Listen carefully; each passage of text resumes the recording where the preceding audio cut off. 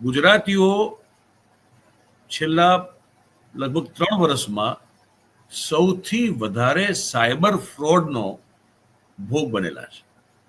સૌથી વધારે દેશમાં. સૌથી વધારે રૂપિયા પણ ગુજરાતીઓના ગયેલા છે. ગુજરાતી આમાંય નંબર 1 છે આપણે. બીજામાં હોય કે નહીં, પણ આમાં નંબર 1 છીએ આપણે ભાઈ. એક આંખ ખોલી નાખે એવો કિસ્સો, આંખ ઉઘડવી જોઈએ બધાની, એવો કિસ્સો છે આ. જો કાયદો અને વ્યવસ્થાને તો આપણે ખટારો ભરીને વધામણા આપી દઈએ સૌથી પહેલા, શરૂઆત કરતા પહેલા. 1 ખટારો, 2 ખટારા કે 4 ખટારા, હિમાંશુ જેટલા કે એટલા આપણે મોકલી દેવા છે વ્યવસ્થાને.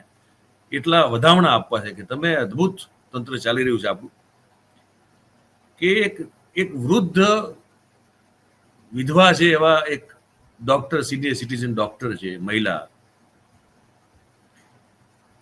3 મહિના સુધી આ ગઠિયાઓ એમને એક પ્રકારનું ડિજિટલ એરેસ્ટ કર્યું એમ કીધું ચાલે. ઈ ખંડણી જેવો શબ્દ વાપરવો પડે, અથવા તો ઇન્ટરનેટ, મતલબ કે હા, ઇન્ટરનેટ ઉપરની ખંડણી 3 મહિના સુધી ખંડણીઓ લીધે રાખી. 19 કરોડ ને 24 લાખ રૂપિયા કોને કહેવાય ચરી ગયા, ખાઈ ગયા 3 મહિના સુધી. એની થોડી સિલસિલાવાર વાત કરવાના છીએ. અને સવાલ એ પણ મનમાં થાય કે જો આપણે શું નકલી નથી, મતલબ કઈ જગ્યાએ ચીટિંગ ને ફ્રોડ નથી થઈ રહ્યો.